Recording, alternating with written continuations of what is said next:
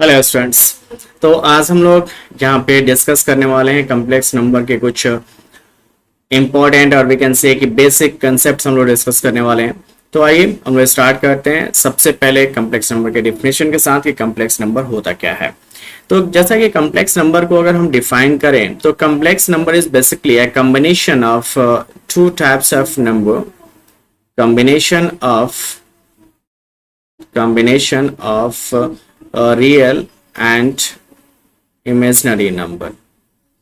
Okay, real और imaginary numbers के ये क्या है, आपका ये कॉम्बिनेशन है। और इसको हम लोग रिप्रेजेंट करते हैं कैसे, we just represent it with the help of a plus i b, है ना। a plus i b, a आपका क्या होता है, this a is your real part, this is the real part of this complex number. और इसको हम लोग ऐसे आर ई, लेट सपोज ये z इक्वल्स टू अगर ऐसे है तो we represent it as r e z, that means कि real part of the z। और जिसके साथ ये i कनेक्टेड रहता है, i लगा रहता है, that will be called as your imaginary part. इसको हम लोग इमेजिनरी पार्ट कहते हैं, किसका, z का इमेजिनरी पार्ट। और इसको ऐसे आई एम और z से हम लोग रिप्रेजेंट करते हैं, that will be called as a imaginary part of the z। Okay, और ये जो i है, i इसको हम लोग पढ़ते हैं आयोटा, i को हम लोग आयोटा पढ़ते हैं। ओके, तो इन्हीं सब चीजों, ये all this things will be called as your complex number. अब इसमें जो मेन प्रॉपर्टीज या मेन हम लोगों को जो कंसेप्ट देखना रहता है वो देखना रहता है कि i के बारे में, कि i का जो है ना, ये this is a very interesting और वी कैन से कि सबसे जो कॉम्प्लेक्स चीज है इस कॉम्प्लेक्स नंबर का, वो ये आपका आयोटा, दैट मीन्स कि i है।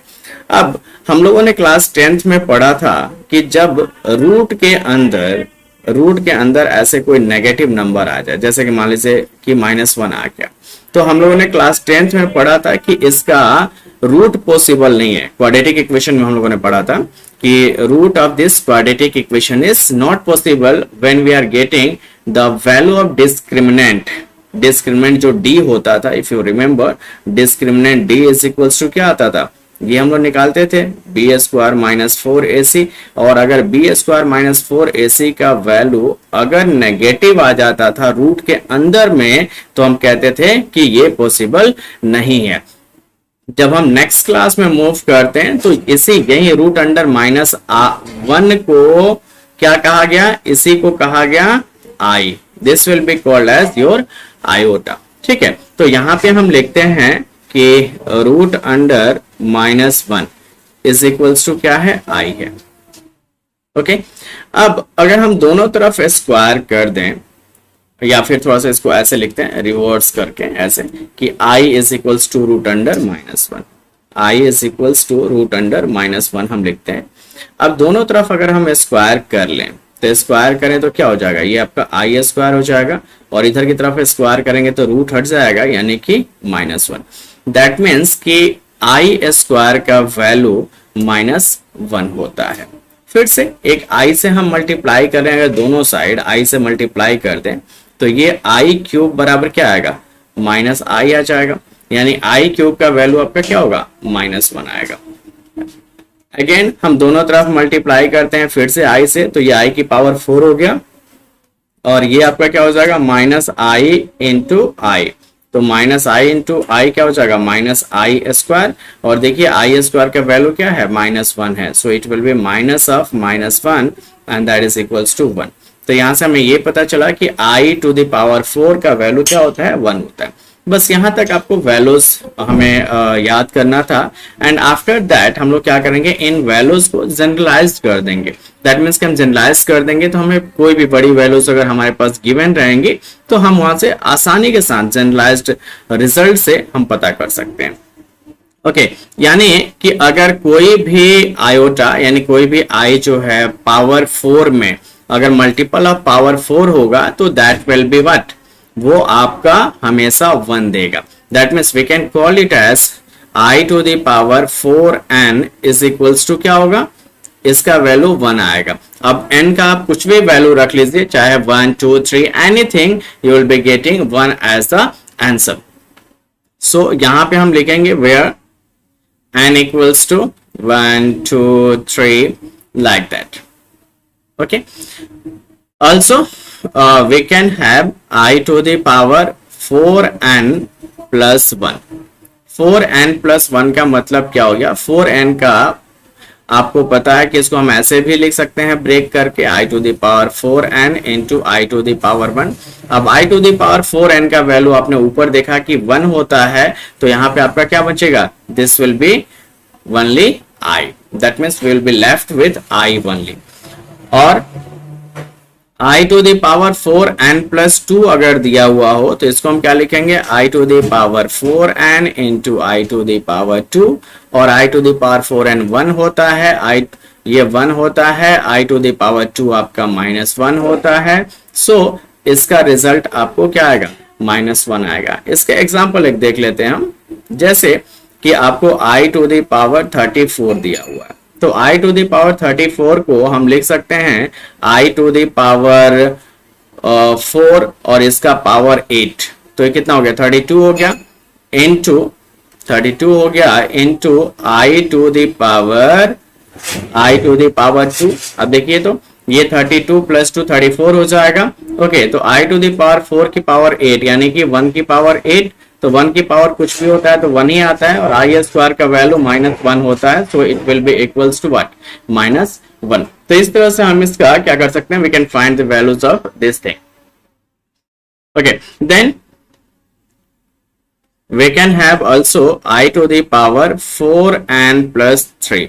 तो 4n plus 3 को हम लिख सकते हैं i to the power 4n into i to the power 3.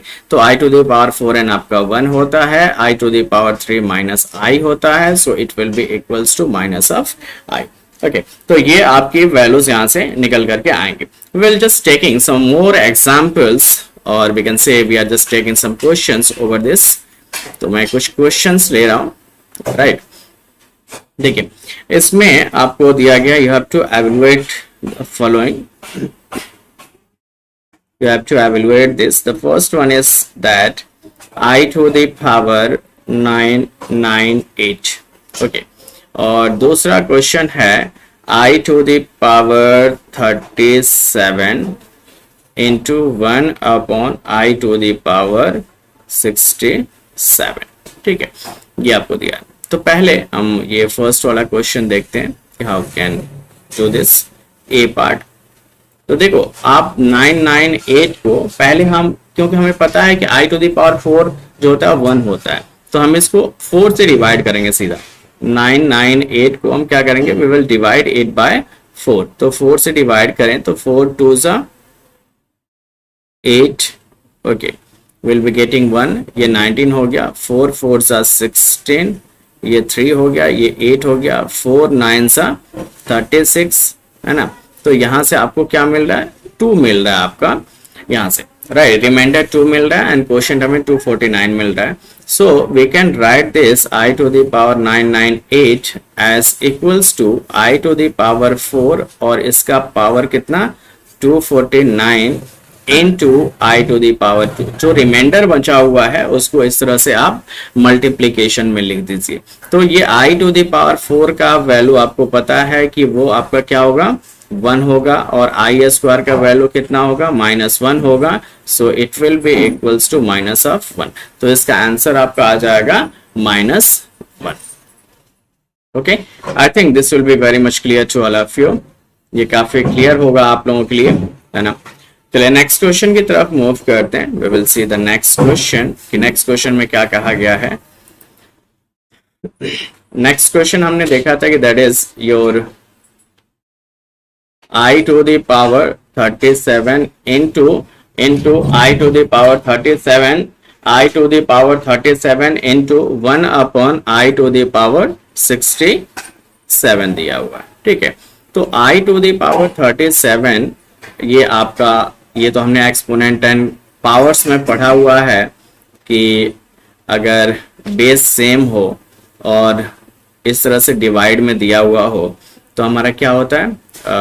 Power हमारा माइनस हो जाता है. सब्ट्रैक्ट कर लेते हैं, या चलिए let us just leave that concept. हम लोग इसको सब्ट्रैक्ट नहीं करते हैं, हम इसको ऐसे लिख सकते हैं ना, i to the power i to the power 4 का power 9 into i to the power 1 लिख सकते हैं, तो ये आई टू द पावर 37 हो गया। और ये 67 को हम लिख सकते हैं आई टू द पावर 4, इसका पावर कितना 16, और ये आई टू द पावर 3।